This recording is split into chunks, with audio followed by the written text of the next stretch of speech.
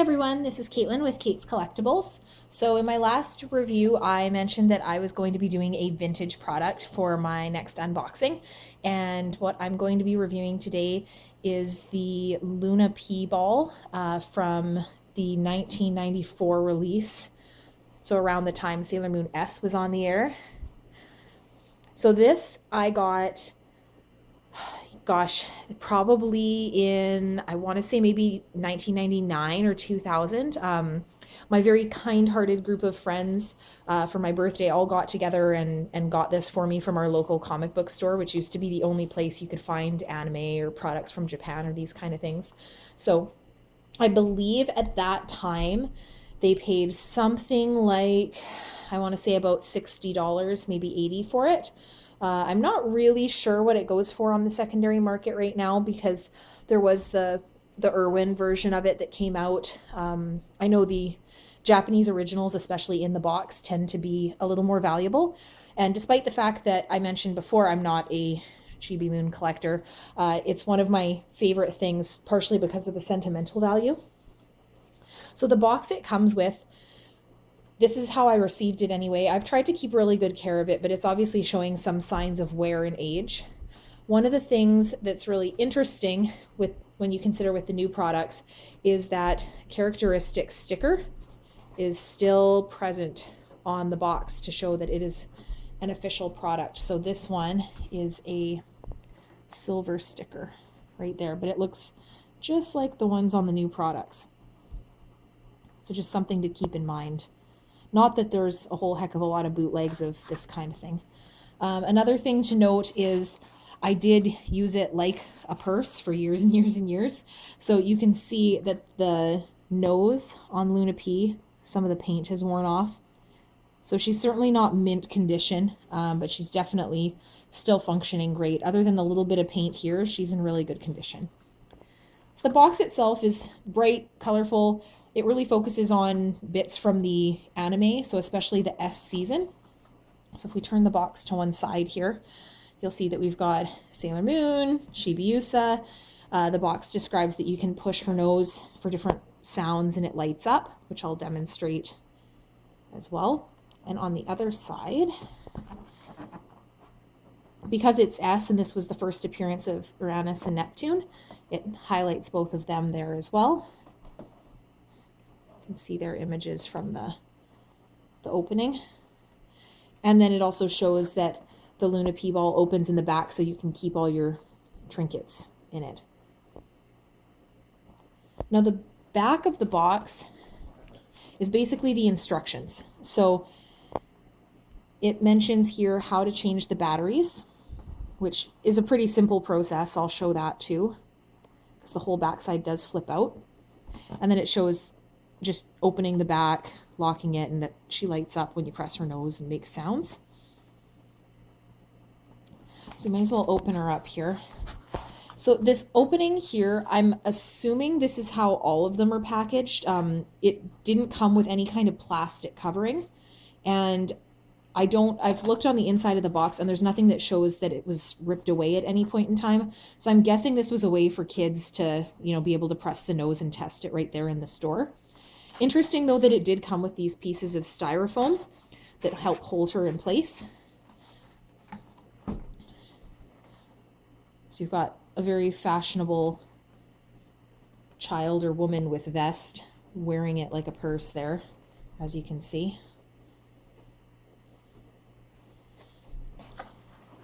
So when we open it up,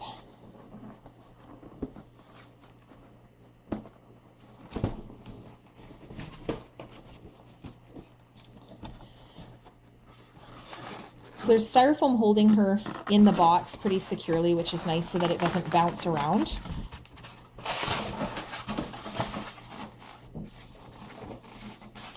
There's additional pieces to hold the antenna, and then just to keep her cushioned there.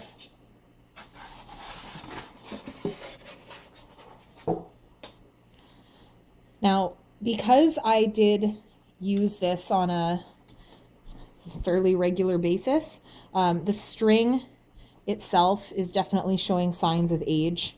I mean, it is a really old product. It's a good 20 years old now, so you kind of expect that. The fact that the string is even still attached and somewhat pink is probably a plus, all things considered.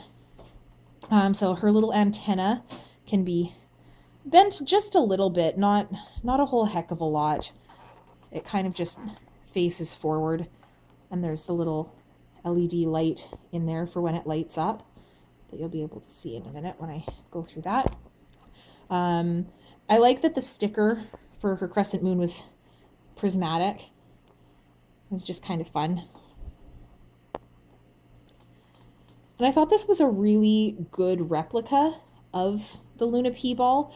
I find that the one that, the North American one that they made, to me anyway, it just doesn't look like Luna P. It has these, I don't know, the eyes seem to be the thing that just don't seem right with it. This one I find is very proportional. So she's the right shape and size. So in the back, if you open her up, you've got your speaker here, and then the little clip. So if you open this is where it pops out the little drawer that you can keep things in. And again, I did use it, so it's a little bit dusty and beaten up. And it's very difficult to actually see with the angle, but it does mention Bandai, that it's made in Japan, so it's got its little product stamp right in there. Now the battery case is actually behind that. I had taken the piece out earlier just to make sure that the batteries were still working. So to actually separate this little clip here, you just push in with your thumb, and then you can slide the whole lid out. It just takes 2 AA batteries, so nothing too fancy.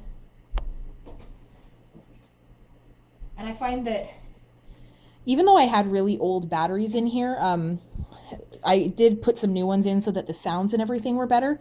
But the fact that it's been a really long time since I've even taken this out of the package and it was still working is a good testament that it isn't a huge battery drain of a product. But I don't recommend doing that because the batteries do tend to corrode and leak, and it can damage both the plastic as well as the function of the product. So for the little battery cover, it just slides right in like that, and then you can close it up.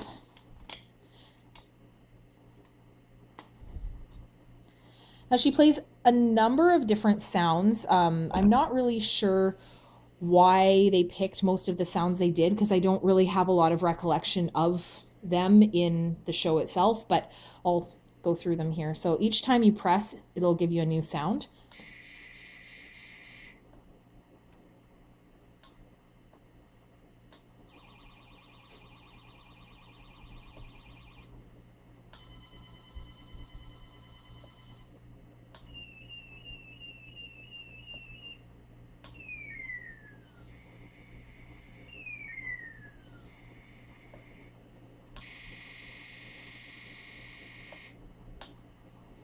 So that kind of runs through them all.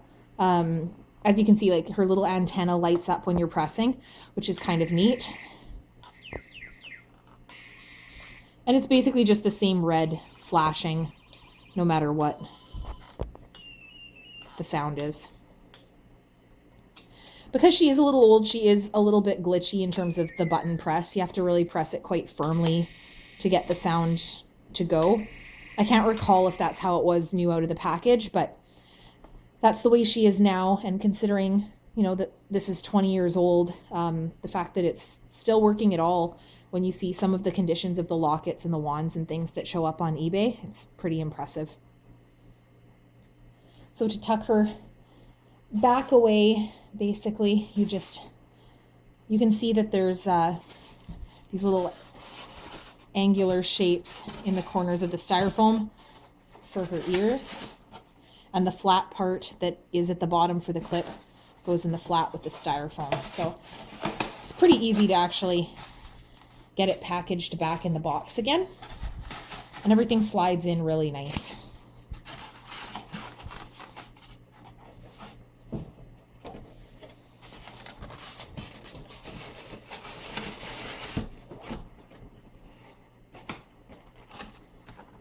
And that's it. That's Luna P.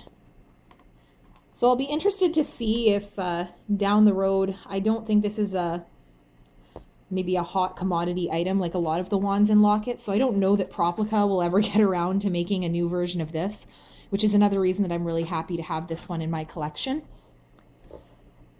Especially because, like I mentioned, the sentimental value.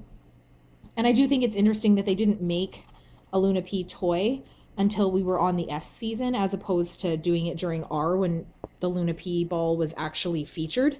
So just another interesting little kind of, I don't know, fact about the toy itself.